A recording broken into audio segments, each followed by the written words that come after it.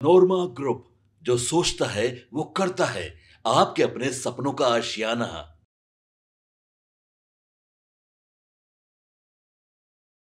पिछले 2 दिनों से एक खबर आप लगातार सुन रहे होंगे कि एनडीए गठबंधन में सीट शेयरिंग का समझौता हो गया है। इस बात को लेकर के जीतन राम मांझी ने भी कहा कि हमारे 20 सीटों का समझौता हो चुका है और जल्दी ही जुलाई और अगस्त में हम इसकी घोषणा भी कर देंगे। आपको बता दें कि इसके साथ साथ एक और बड़ी घटना घटी है।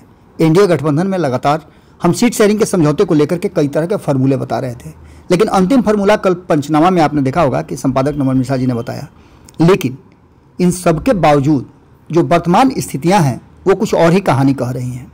केंद्रीय गृह मंत्री अमित शाह का प्रस्ताव जो पहले से आया हुआ था और जिस बात को लेकर के नीतीश कुमार ने प्रस्तावित किया था कि वो अपने शर्त पे सीट शेयरिंग का समझौता करना चाहते हैं, और जो बातें छन छन करके आ रही थी कि नीतीश कुमार 122 और 121 का फार्मूला जो 2020 में उन्होंने तय किया था उसके आधार पर करेंगे। तो वहीं आपको बता दें कि एक नया फार्मूला जो कल ही हमने उस पर डिस्कस किया है और जो फार्मूला सीधे तौर पे संतुष्ट बताया जा रहा है कि एनडीए गठबंधन के साथी हैं, लेकिन इसमें संशय अभी भी बना हुआ है। इसी बीच अमित शाह का 15 जून वाला जो प्रस्तावित उनका दौरा था वो स्थगित कर दिया गया है। क्यों स्थगित किया गया है, इसकी सूचना तो दी गई, लेकिन ये नहीं बताया गया कि उनकी दौरा स्थगित क्यों किया गया है। अररिया के फारबिसगंज में जनसभा को संबोधित करने वाले थे अमित शाह, और इसकी जानकारी भारतीय जनता पार्टी के प्रदेश अध्यक्ष दिलीप जायसवाल ने दी थी। उन्होंने बताया था कि अमित शाह प्रधानमंत्री नरेंद्र मोदी के दौरे के पहले आएंगे, लेकिन अब वही दिलीप जायसवाल ये बात कह रहे हैं कि उनका 15 वाला जो दौरा था वो स्थगित हो गया है और अब प्रधानमंत्री नरेंद्र मोदी के दौरा के बाद आएंगे। गृह मंत्री के दौरे की नई तारीख जल्द ही घोषित की जाएगी। वहीं प्रधानमंत्री नरेंद्र मोदी अपने कार्यक्रम को लेकर के पूरी तरह से तैयारी चल रही है। आपने देखा भी होगा कि भारतीय जनता पार्टी के शीर्ष नेतृत्व के लोग लगातार अपना कैंप कर रहे हैं, और 20 जून को सिवान में जो प्रधानमंत्री की जनसभा होनी है उसके लिए पूरी तैयारियां शुरू हो चुकी हैं। इस बीच आपको बता दें कि आज जब हम चर्चा कर रहे हैं तब 2 रैलियां और हो रही हैं। एक जो चिराग पासवान कर रहे हैं आरा में, और दूसरी रैली जो है वो हो रही है मुजफ्फरपुर में, जो उपेंद्र कुशवाहा कर रहे हैं। इन सभी बातों को लेकर के भारतीय जनता पार्टी के सूत्रों से जो जानकारी मिली है उसमें अमित शाह के बिहार दौरे का मकसद आगामी विधानसभा चुनाव को लेकर के संगठन को मजबूत करना था। वे अररिया सहित 7 जिलों में भाजपा कार्यकर्ताओं से सीधा संवाद करेंगे। इस दौरान उन्हें 2025 में 225 के लक्ष्य जो नीतीश कुमार ने दिए थे उस मंत्र पर काम करना है। लेकिन अचानक से एक खबर आई थी जिसकी चर्चा हमने आपसे की थी कि अमित शाह अपने अभियान में लग गए हैं, नीतीश कुमार टस से मस नहीं हो रहे हैं। सीट शेयरिंग का फॉर्मूला अंतिम जो है वो नीतीश कुमार को दे दिया गया है, 100, 130, 7 और 6 का। इस फार्मूले पर अभी तक स्वीकृति नहीं आई है। हालांकि जीतन राम मांझी ने कहा कि हमारे बीच जो सीटों का समझौता है वो हो चुका है। कितना हो चुका है, किस तरह से हो चुका है, ये अभी तक स्पष्ट होकर के नहीं आया है। लेकिन अचानक से जिस तरह से ये जो दौरा रद्द हुआ है उसको लेकर के अब कई तरह की बातें की जा रही हैं। इस दौरा को टालने के पीछे की कहानी कुछ अलग ही बताई जा रही है। आपको हमने बताया था कि एक फार्मूला आया था जिसमें भारतीय जनता पार्टी नीतीश कुमार के बिना कोशिश कर रही थी कि वो बाकी के साथियों को जोड़ करके और अन्य कई दलों को अपने साथ जोड़कर इस बार बिहार में चुनाव लड़े, और चुनाव सीधे भारतीय जनता पार्टी के आइडियोलॉजी और एनडीए के बाकी के घटक दलों के साथ सामंजस्य बिठाकर लड़ा जाए, जिसमें गैर नीतीश ये गठबंधन हो और नीतीश कुमार को जो कि उनका डिमांड है उसको लेकर के एनडीए गठबंधन में सीटों का जो तालमेल नहीं बन पा रहा है उसको लेकर के अमित शाह ने एक प्लान बनाया था। इस पर भी हमने चर्चा आपको करके बताया था कि अमित शाह के इस नए फार्मूले में महाराष्ट्र सामने आ रहा है। हमने ये भी बताया था कि महाराष्ट्र फार्मूले पर नीतीश कुमार कहीं ना कहीं भारी पड़ रहे हैं, और इन सारी बातों के उधेड़ बुन के बीच में अचानक से अमित शाह का ये दौरा कैंसिल होना और इसके साथ साथ सीट शेयरिंग का एक समझौता सामने आना, ये दोनों बातें कहीं भी पचाए नहीं पच रही हैं।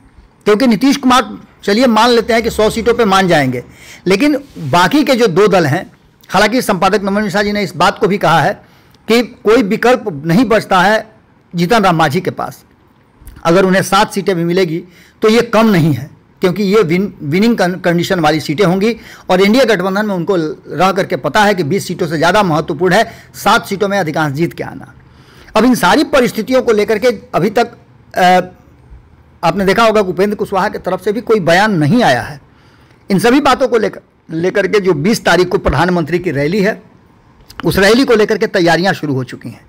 जब प्रधानमंत्री नरेंद्र मोदी 29 और 30 को बिहार दौरे पर आए थे, उस रैली को पूरी तरह से सफल नहीं होने के बाद अमित शाह की एंट्री हुई थी और अमित शाह ये बात अच्छी तरह से जान रहे थे कि उनको अब बिहार के मामले में हस्तक्षेप करना पड़ेगा। इसी बीच में एक खबर आई कि महाराष्ट्र में जो नीतीश कुमार के एनडीए गठबंधन से बाहर होने के बाद सीटों की कमी केंद्र में हो जाएगी, उन सीटों का जुगाड़ वो महाराष्ट्र से करने वाले हैं। यानी कि एनसीपी के दोनों चाचा भतीजा को एकजुट करके एक साथ ला करके और 10 सीटों का जुगाड़ किया जा रहा है। आपको पता है कि नीतीश कुमार के पास 12 सीटें हैं। अगर नीतीश कुमार बाहर निकलते हैं एनडीए गठबंधन से तो वो सीटों की कमी हो जाएगी। ऐसे में सरकार मुश्किल में पड़ सकती है, जिसका जुगाड़ अमित शाह कर रहे थे। अब इन सारी बातों को लेकर के हमने आपको बताया था कि एक तरफ अमित शाह का ये फंडा और दूसरी तरफ बिहार में नीतीश कुमार की चाणक्य नीति। नीतीश कुमार की तरफ से अभी तक कोई बयान नहीं आया है। सब कुछ सामान्य होने की बात तो कही जा रही है, लेकिन जिस तरह की बातें सामने आ रही हैं वो साफ बता रही हैं कि अंतिम समय में जो बड़े फैसले आने हैं वो अभी बाकी हैं। ठीक है, हम इस बात को से इनकार नहीं करते हैं कि एक फार्मूला नीतीश कुमार ने दिया, दूसरा फार्मूला भारतीय जनता पार्टी ने उस फार्मूले के अगेंस्ट में रखा और प्रस्ताव नीतीश कुमार के सामने रख करके भारतीय जनता पार्टी ने ये कह दिया है, स्पष्ट कर दिया है, जो हमारे सूत्र बता रहे हैं कि 100-100, 30 और 7-5-7-6 का जो फार्मूला है, इस फार्मूले पर नीतीश कुमार को एक आध सीटें कम बेसी करके दी जा सकती हैं। यानी कि आप मान के चलिए कि अगर 101 सीट पर लड़ेंगे नीतीश कुमार तो 100 सीट पर भारतीय जनता पार्टी, 29 या 30 सीट पर चिराग पासवान और 7 या 6 सीट पर जीतन राम मांझी को 5 से 6 सीटों पे एक सीट किसी की घट सकती है अगर नीतीश कुमार को बड़े भाई के रोल में दिया जाएगा। लेकिन इसके साथ साथ ये कहा जा रहा है कि नीतीश कुमार अगर इस फार्मूले को एक्सेप्ट करते हैं तो यहाँ एक बात तो साफ नजर आ रही है कि अगर इस फार्मूले पर भी काम शुरू हो जाएगा तो एक बात मान के चलिए कि नीतीश कुमार संतुष्ट जरूर रहेंगे, क्योंकि ऐसी स्थिति में भी नीतीश कुमार के बिना कोई भी सरकार एनडीए गठबंधन की आने वाले चुनाव के बाद बनती हुई दिखाई नहीं दे रही है।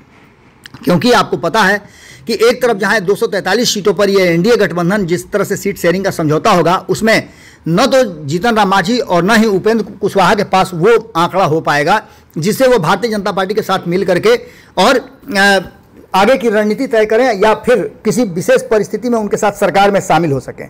नीतीश कुमार के बिना कोई सरकार नहीं बनेगी, ये बातें लगभग अब तय हो चुकी हैं।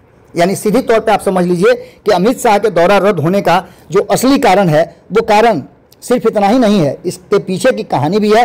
और कहानी में बड़ा ट्विस्ट ये आ गया है कि अमित शाह का दौरा जो रद्द हुआ है उसके पीछे वो सीट शेयरिंग का समझौता ही है, जिसको नीतीश कुमार ने अब तक एक्सेप्ट नहीं किया है। कहा यह जा रहा है कि सीट शेयरिंग का समझौता स्वीकार करने के बाद नीतीश कुमार और अमित शाह पटना में या पटना की राजधानी के किसी भी जगह बैठ करके आपस में बातचीत करेंगे और सीट शेयरिंग के समझौते को पब्लिकली अनाउंस करेंगे।